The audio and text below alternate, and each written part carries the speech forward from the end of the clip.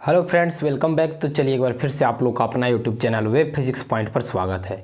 तो इससे पहले हम लोग पढ़ लिए थे कि दर्पण से कैसे मिरर को बनाया जाता है, उसका स्थान क्या होता है, उसका प्रकृति क्या होता है, इसके बारे में देख लिए थे। आज आप लोग के लिए एक छोटा सा वीडियो लेकर के आए हैं। पहले हम लोग अभी लेक्चर के माध्यम से समझेंगे कि क्या होता है चिन्ह परिपाटी, जो कि प्रकाशिकी में एक अच्छा ही रोल अदा करता है। क्लास 10th में पढ़िए, 8 में पढ़िए या 12th में पढ़िए। 12th में हम लोग मेनली प्रकाशिकी चैप्टर के अंतर्गत पढ़ते हैं, जिसको ऑप्टिक्स के नाम से जानते हैं। तो जो आज हम लोग समझने वाले हैं वह हमारा होने वाला है चिन्ह परिपाटी। क्या होने वाला है? चिन्ह परिपाटी। तो चिन्ह परिपाटी अगर हम लोग समझते हैं तो हम लोग के लिए बहुत ही हेल्पफुल हो जाएगा। तो पहले हम लोग ग्राफ के माध्यम से छोटा सा एकदम वीडियो में समझेंगे, उसके बाद कैसे लिखना है ना, इसको हम लोग लास्ट के वीडियो में, यानी जो अभी हम वीडियो बनेंगे इसको लास्ट में आप देखिएगा, वहाँ नोट्स के रूप में आपको मिलेगा, वो समझाते हुए हम आपको बतलाएंगे उस टाइप से लिखना है कैसे होगा। तो चिन्ह परिपाटी की अगर बात करें तो क्या होगा, इसको हम लोग समझते हैं। जैसे मान लीजिए हम लोग मेनली मानते क्या है, जिस प्रकार से हम लोग मैथ में पढ़े थे कि एक्स अक्ष होता है, एक्स डैश होता है, वाई होता है, ये वाई डैश होता है। तो एक्स डैश डायरेक्शन की ओर अगर हम जाएंगे इधर तो माइनस में होता था, और वाई डैश की ओर जाते थे तो ये भी माइनस में। लेकिन वही एक्स की ओर बढ़ते थे तो प्लस में होता था, और ये वाई की ओर बढ़ते थे ये भी हमारा प्लस में होता था।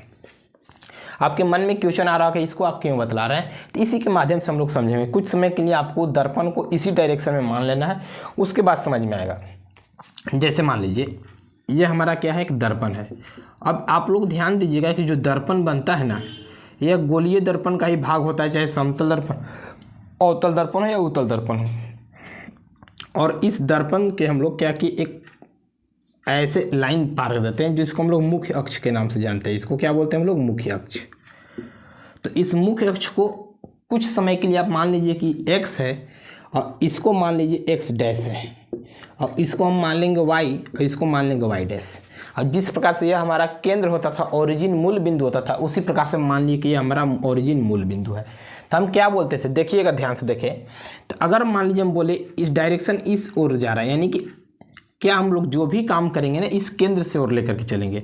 और इस नियम में एक चीज़ और हम लोग क्या पढ़ते हैं, प्रतिबिंब बनाने के नियम में पढ़ चुके हैं। जब भी ऑब्जेक्ट को हम रखते हैं ना तो दर्पण के बाएं साइड रखते हैं। किधर रखते हैं? बाएं साइड रखते हैं। तो बाएं साइड रख रहे हैं तो अगर इस डायरेक्शन की ओर जो भी हमारा प्रकाश किरण पुंज जाएगा वो प्लस में लिया जाएगा, और अगर इस मुख्य अक्ष के ऊपर में जाएगा तब भी प्लस में रहेगा, अगर यहाँ से ऊपर में है तब भी हमारा प्लस माना जाएगा, धनात्मक। लेकिन जैसे हम वाई डैश की ओर बढ़ेंगे नीचे की ओर, इधर मुख्य अक्ष के नीचे, तो यह ऋणात्मक होते जाएगा। किस चीज़ में होते जाएगा? ऋणात्मक में। और क्या, अगर मान लीजिए इस मुख्य अक्ष के हम लोग इधर डायरेक्शन की ओर बढ़ेंगे, यानी एक्स डैश की ओर, तब भी हमारा वैल्यू माइनस में होगा। तो इस मेनली 3 चीज़ को हम लोग को समझना है। अब कैसे इसको लिखेंगे ना, तो हम लोग चलिए समझते हैं एक एक करके, और इसका जो 2-3 नियम है उसको भी समझेंगे। चिन्ह परिपाटी की जरूरत क्या है इसको भी समझेंगे। तो चलिए उसको हम लोग समझते हैं।